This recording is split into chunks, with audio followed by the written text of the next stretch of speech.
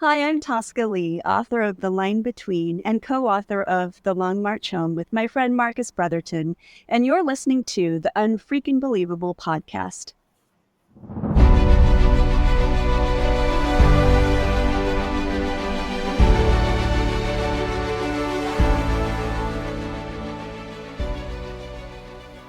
Welcome to another episode of Unfreaking Believable. We invite you to pull up a chair, relax, and join in for the next 30 minutes or so as we bring you guests who will share with you the moments that have made a difference in their lives. And it's all because of that one inciting incident. We believe that life is infinitely stranger than fiction, stranger than anything the mind can invent. You might even say it's unfreaking believable. Welcome to the podcast. We're your hosts, and I'm Jenny. I'm Jen. I'm Betsy. How's everybody doing tonight? Oh, it has been a long day. It's been a long Monday. Our guest for today has a book called The Long March Home, and I had a long march home myself today. Oh my! And you had rain to get home in. Yeah. Well, and I'm in the process of moving my parents into an assisted living community, so that is obviously both physically and emotionally stressful. Great. But very much. I so. am most excited to be here with you guys because that is my fun time. Yay! Yes. Yay. We just got done with our big safety conference, and I survived. It was great. I slept all day Saturday, and I'm ready to go. I'm ready to do this. Awesome. Me, I'm recovering from medical issues, and I might as well announce this now because our listeners know how much we love WriterCon. I will not be attending this year, but I will be there in spirit with my two besties. Yeah. We're sorry you can't We will make miss it. you horribly.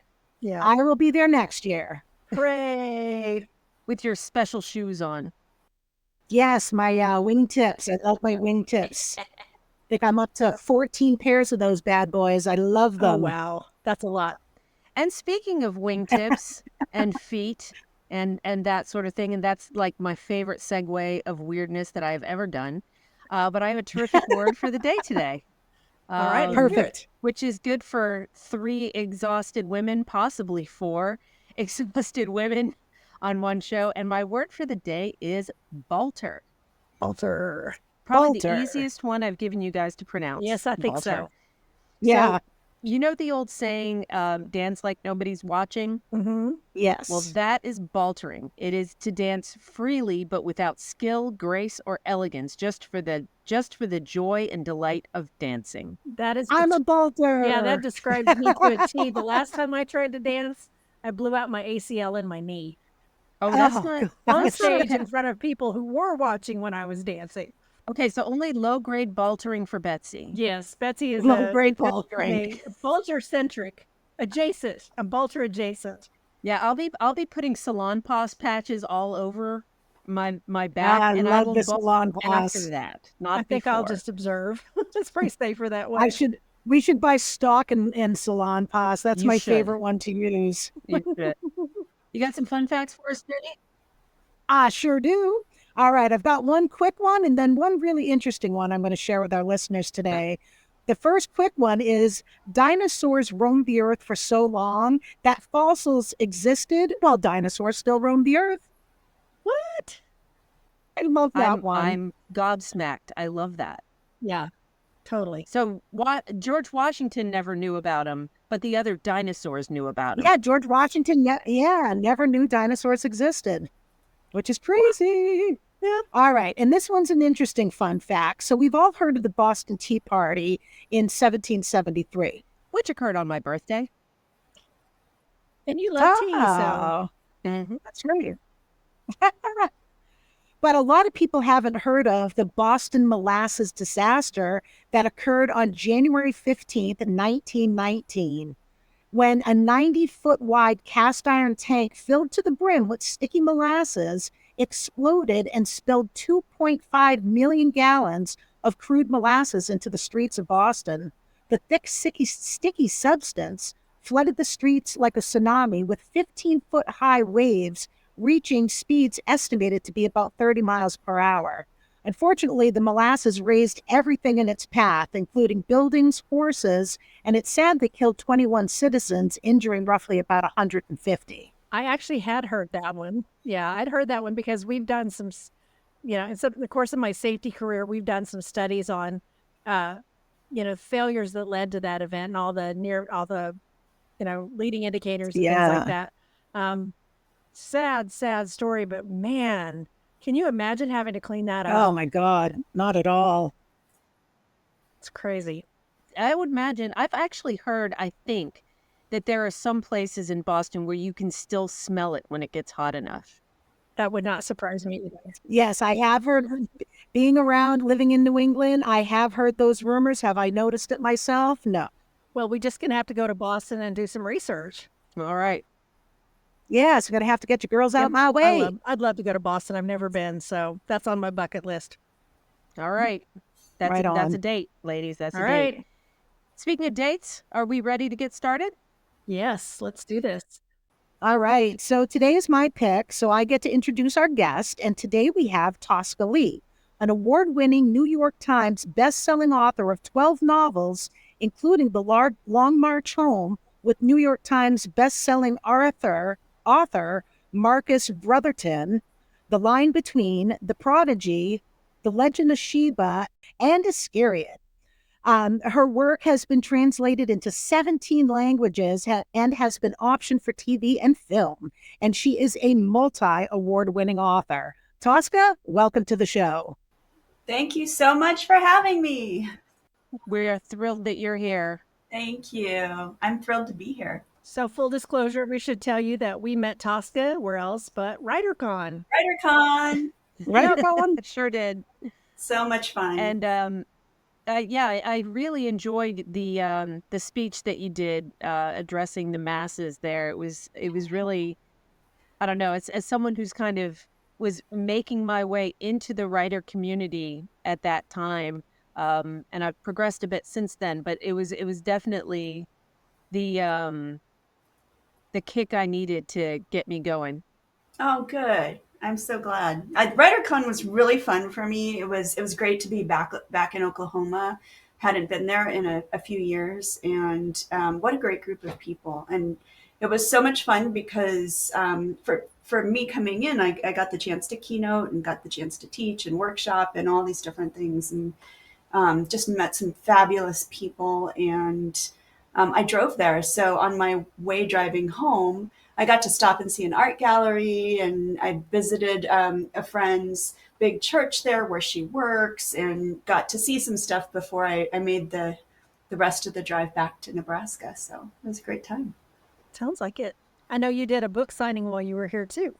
Oh, that's right, I did. And because of that book signing at that one store, that book that I was signing, The Long March Home, which is the one I wrote with Marcus, was an Oklahoma bestseller, Yes. which I don't think I've ever been an Oklahoma bestseller. So thank you. Neither have I. Yeah. Yeah, the Full Circle bookstore, 50 Penn Place, that's kind of my home bookstore. I spend a lot of time in there writing, and they're so gracious and so wonderful. They've hosted signings for me, and I'm sure you had a standing room only crowd. It's a terrific place, and the local book community comes out for all kinds of stuff out there. So, yay. I loved it. Absolutely gorgeous. Yay. In fact, I got a copy of The Long March Home when I saw you. I had you sign it for me. And I gave it for Christmas to my father-in-law, who is a retired 4-star general, because I thought he would really enjoy all the incredible research and historical military background stuff that you had in there. So, and interestingly enough, we will be interviewing him very soon for our 9/11 episode. Wow. So, yeah. Well, I'm honored that you gave it to him, and I hope he likes it. Yeah, I'll be sure to pester him about it. He's been doing a lot of consulting for and stuff like that for the past year and getting stuff done. So I don't know if he's read too much yet. Yeah. But yeah. So Tosca, why don't you tell us a little bit about yourself and a little bit more about what you write? Yeah, well, my backlist is mostly divided into two genres, more or less. Mostly historical fiction on one side and thrillers, kind of speculative thrillers on the other. And so I've written stories about the Queen of Sheba and Judas Iscariot from the New Testament, and Eve, as in Adam and Eve. I've done a lot of biblical, and then on the other side, I've got speculative thrillers, and so that would be The Progeny and Firstborn, The Line Between, and A Single Light. So I have two duologies. And The Line Between and A Single Light are two that were really kind of different for me because they're set in the Midwest where I live, but they're also, they came out in 2019, and they are a pandemic duology. And so A Single Light actually came out just 4 months before COVID happened. And so it was a very strange time for me going into 2020 and watching the events of that pandemic unfold, because so many of them were similar in ways to what I had seen and researched and also written about. And so it was kind of like living through it twice. But that's what I write. And then my most recent story is a World War II novel about World War II in the Philippines and the Bataan Death March, which is kind of different. Still historical, but not as ancient, not as old.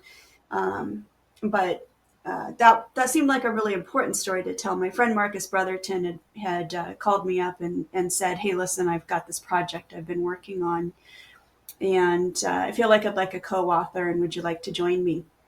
And I had to be real honest and say, I don't know a lot about World War II in the Philippines. So a big part of the time that I put into it was based on research. And if you count the 7 years that he spent working on it off and on between projects, and he's very prolific, and the 5 years that I put into it, we put 12 years into that book all told. So Yeah, I was fascinated by the 12 years of research. That was so impressive to me. That's I thought Betsy was a heck of a researcher, and you just knocked that completely out of the park. well, the 5 years I put into it, part of it was devoted to finishing up A Single Light and doing research in between. And then I have to be real honest, during 2020, things were very slow for me. So I was not working at full speed during that very strange season of life. And, I didn't even have an office at that time because we had just torn our house up to renovate it right before the pandemic. So I was trying to work in our bedroom with cardboard duct taped over the windows to keep the glare off my monitor. And it had like very distinct serial killer vibes. Like, and whenever I did a Zoom call or something, it was very Hannibal Lecterish. And so it was not a very productive year for me, but 5 years on my end. And then towards the end, of course, it gets much more intense. But Yeah, I think having a project to work on during the pandemic was probably life-saving for a lot of people. Did you find that cathartic? I felt guilty that I wasn't working harder, to be honest. But, we had three boys home from school, the Mm-hmm. house torn up, and just going through this strange period where we already live on a farm in rural Nebraska. So we were actually more isolated than normal. And so a lot of that time was spent, my boys got me hooked on Pokemon Go. I spent a lot of time playing Pokemon, My which kids were into it too, so We yeah, all I feel did. you. so, we do what we need to, I guess. But, Yeah, why don't you tell us how you ended up on a farm in Nebraska in the first place? well, that was a plot twist I never saw coming because I was a single city girl living in Lincoln. And I was working on, it was a Saturday night, I'll never forget. I was working on my Queen of Sheba book, and I was at home hanging out. One of my friends texted me and said, I never see you. Why don't you come out and join us? We're all going out. And I was like, oh, it's Saturday. I guess normal people do go out on the weekend. But, my plan was to do some research and to write. And finally, after she pestered me for about an hour, I finally said, okay, I'll come out, but, um, you know, just for an hour, not too long, whatever. So I go out, and this place we met at is catty corner from my high school in Lincoln. So the first thing I do is look around to see if I know anybody. And I did. There were people from high school there because I'm back in, I'm in my neighborhood here. And I look around, but as I do, my eyes land on this table where these three guys are sitting, and the one in the middle is just, no disrespect to the two guys he was with, but the one in the middle was like, my eyeballs did the cartoon like ooga ooga thing, like they, because he was the most handsome man I've ever seen. And here I am looking largely like I do tonight, which thankfully nobody else can see, but no makeup. I had a baseball cap on. I was wearing Uggs, which are the like least come hither of shoes ever made. And so I was like, well, what do we do about this? Look at that. And so this friend I was with connived to have the bartender send a drink to this man with my card. And, we're writers. So our business card has a website, maybe an email. It doesn't have like a phone number or anything like that. So this was a relatively safe thing to do, we thought. But so they sent the drink and the card, and then we bravely ran away. And we fled. And so that was it. And I went home.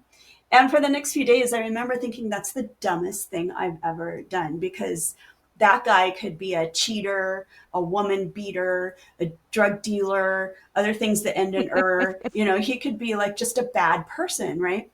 Well, 6 days later, I get this email, and the subject line is the name of this place. And inside it said, "Thank you for the drink. Maybe next time I'm in town, I can repay the favor."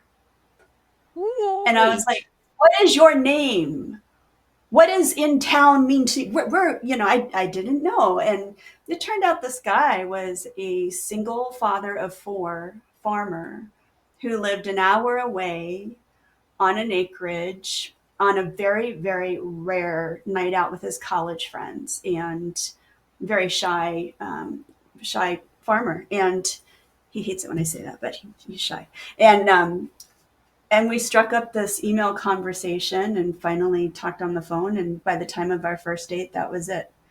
We were in love, and we got married in 2016. So that's how I met the man known as Farmer Brian, who's all over my social media and more popular than me. My dog is more popular than dogs. If you ever wrote Hallmark romances, it could be, Farmer Brian meets Miss Nebraska, and it would just be a bazillion bestseller. It's been suggested to me to write some kind of romance for a long time. And you know what? I never say never. So Yeah, you never know. exactly. It could happen. Yeah. And so that's how I live on a farm today. So you've got Farmer Brian and the boys, but that's not the only man in your life. You have a German Shepherd? We have a giant. Okay, so I asked for a purse dog. I just want the record to show, because we were getting another dog. Brian had this, we'll just call her big boned, black lab. She's a big girl. And I said, he wanted to get another dog. I said, can we get a purse dog? And I was like laughed out of the house by Brian and our farm kids, who are like, no, there's coyotes, there's eagles, So anyway, they decided we should get a German Shepherd. And I thought, oh, well, yeah, it should be okay, right? Our German Shepherd is 160 pounds. Oh my. It's the biggest dog. That's a big He's boy. huge. But he's a giant goofball, and he's just worth his weight in comedic gold. So, and during the pandemic, when at night, I spent a few months reading every single night at 8 o'clock, every night. I've never worn makeup so many days in my life, but that's how we got through it. And people tuned in live on Facebook for that. But I think a big part of it was to see Timber and to see the dogs and to see what kind of crazy, silly things they were doing and what was happening at the funny farm. And so Timber's a big part of our lives, and he's very popular with my readers. That's terrific.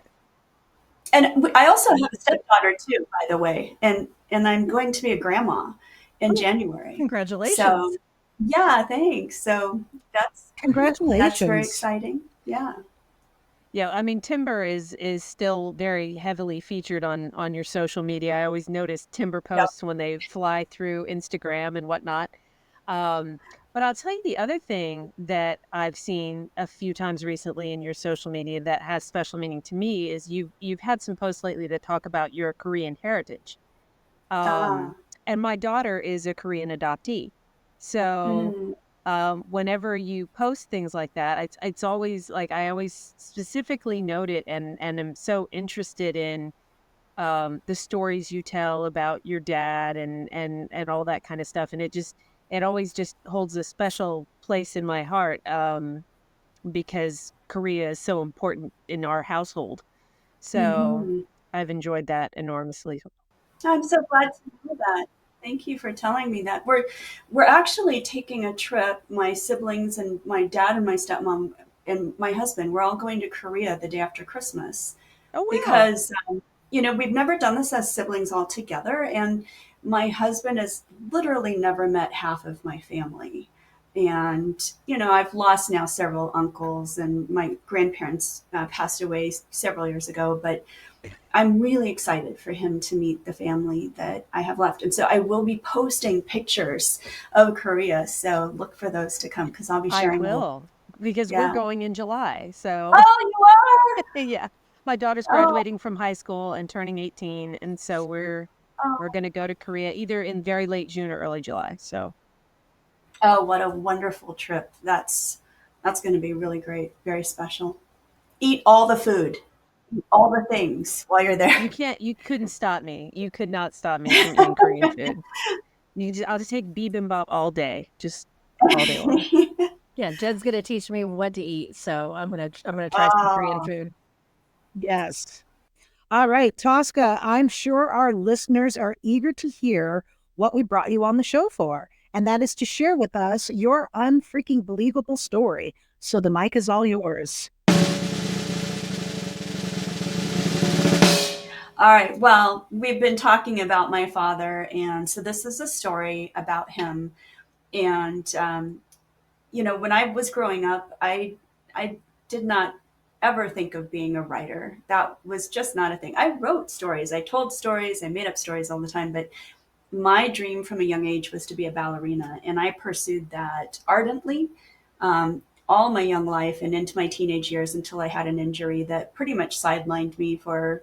And it took about a year to fully recover, and I I knew at that point it probably wasn't going to happen, even though I, continued to dance and still dance. But I went off to college, and so I went from Nebraska to Massachusetts, and I came home to Nebraska my fresh woman year. I went to Smith, it's all women. So I came home to Nebraska for spring break. I'm the only person who goes to Nebraska for spring break. But came home and I was in a car with my dad and I was talking about some of my favorite books. And I've always been a book reader. I've always loved novels. I've always gravitated, especially towards historical and speculative fiction. And that day, while we were in the car, I blurted it out. I just said, I think I'd like to write a book. And I was supposed to work that coming summer at a bank as a teller. And I had done the same job the summer before. And I was really bad at this job because I don't do math well. I don't remember names and faces. The math thing was a problem. I mean, they want you to keep track of money. So, but I wasn't good at it, but it was a job. And my dad made me a deal that day that would change my life forever. And he said, okay, Tosk, I'll make you a deal. I will pay you what you would have made this summer working at the bank if you write your first novel, do it full time, and treat it like a job. Well, that was kind of a no brainer. And so I came home that summer. I I forgot that he had signed me up to go study economics overseas for the first part of the summer. So I went off to England to study economics. I came back with a suitcase full of books about Stonehenge and the Stonehenge people of Salisbury Plain, England. And, nobody had ever told me that 2 months is not enough time to write an epic, sweeping historical novel about the Neolithic people of Stonehenge. So I did it. I wrote a novel about the Stonehenge people in 2 months. Was it good? No. I tried to get it published. I have the rejection letter over on my side thing in a folder, and it literally starts, "Dear Miss Lee, even after reading your 23-page synopsis." Okay, don't send in a 23-page synopsis. Just FYI for anybody starting out. This was Writer's House, by the way. I aimed high. This is like one of the top New York agencies. So anyway, even after reading the 23-page synopsis, we're still not sure what this book is about. Even though I had broken all the rules, I had bound it. You weren't supposed to bind it. This is when you had to send the whole thing printed out. It's 1989, right? And I put a cover on it with a picture of Stonehenge so they would know what it was about. But we still don't know what this book is about. Your plot lacks tension and your characters are two-dimensional. However, it is strangely reminiscent of Clan of the Cave Bear. Clan of the Cave Bear, if you're familiar with this book and Jean Auel's series, was one of my favorite books as a teenager growing up. And so what I took away from this is my book is like Clan of the Cave Bear, and I should probably do this again. So I was undaunted by that. And probably the thing that I learned from the whole experience is and part of it came from my ballet background too, is you keep after it, you put the hours in, you keep striving to be better, but you do it full time and treat it like a job, even if it's not your job, because I've held many jobs since then, and I've had other careers since then, but I've pursued writing ever since that first book. And my dad completely changed the trajectory of my life that day. Wow. That's unfreaking believable. It is unfreaking Yay! believable for many Yeah. reasons. Yeah. A 19-year-old listening to her father, for one. Truth. Truth. Yeah, but it meant I didn't have to work at the bank. It was a good deal. It was a good deal. Yeah, And it was I speak for many people who love your books and say that we're really grateful for your dad for cutting that deal with you that summer. I am too. Yeah. I I feel you. I'm a huge fan of Clan of the Cave Bear. I've read all the books, the whole series. The movie was horrible, but the books were fantastic. And yeah, to be inspired like that, I kind of feel that way about Outlander and a couple other book series that I'm into, and to just sit down and write. I think somewhere Goodreads quoted you as saying that your number one rule is to write like no one's ever going to read it, because that gives you Yeah. permission to be as audacious as you want. And that's exactly what I did with my book, and it sounds like it's exactly what you did with your first. Yeah, it gives you the chance to write with moxie, but then you can also make mistakes and not stress over it too. Yeah. Yeah, Yeah, we often say you can't edit what you haven't written. So that's so true. So true. I have people write to me all the time and say, "How should I do my marketing? How should I get an agent?" And I'm like, "Write the book first. Yeah, that's kind of important. yeah. You got to write the book Yep. first." Yeah, there's nothing to sell, so write the book. Yeah. And write the Yeah. book you want to read. Yeah, Yep. I think that's really important. Yeah. That's what I did with my first novel, which will actually be coming out this December. I'm so psyched. Little plug for myself. But I did write something I wanted to read myself because I love epic fantasies. I love high fantasies.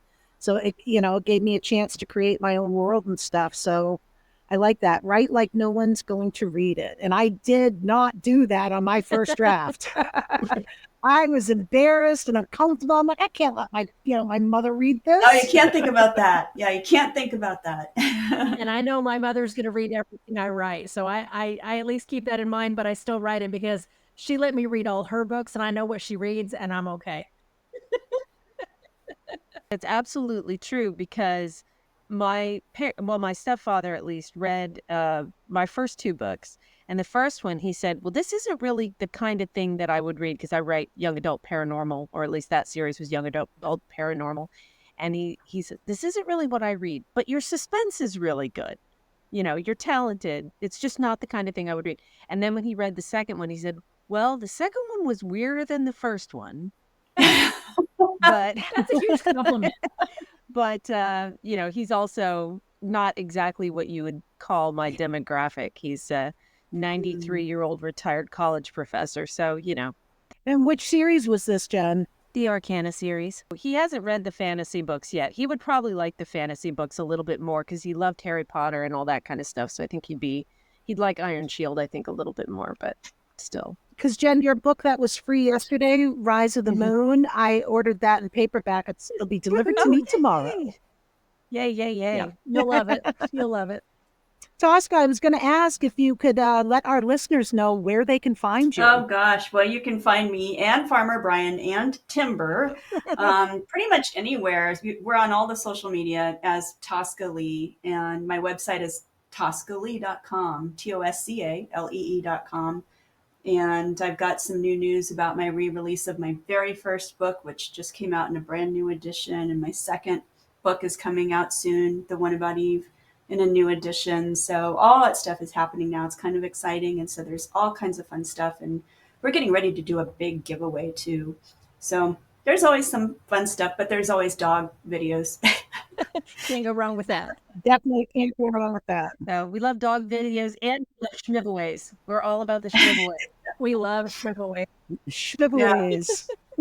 Tosca, I want to thank you for sharing your story and explaining what makes you unfreaking believable. I'd also like to thank my co-hosts, my two besties. And if you've enjoyed this episode, please rate and review it on whatever platform you listen on.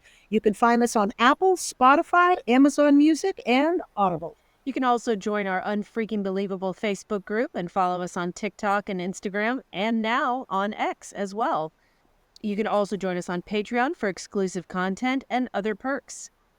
And visit our website at www.ufbpodcast.com.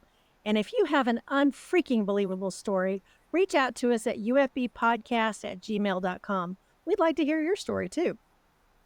Betsy, how about you send us out with your wonderful quote of the day? All right. So my quote of the day today comes from Terry Guimont, who said, "Other than the physical act of putting pen to paper, I can't think of another more important job duty of the writer than to stare wistfully out a window." And it sounds like Tosca has a beautiful view when she looks out the window. I do. Oh, I have a she's beautiful showing us. view I wish right that out. the audience could see. Oh, yeah. Oh, yes. Lovely. I stare out of it a lot. So remember, all of our listeners out there, as you go out into the world this week, don't just be awesome. Be unfreaking believable. See you all next time.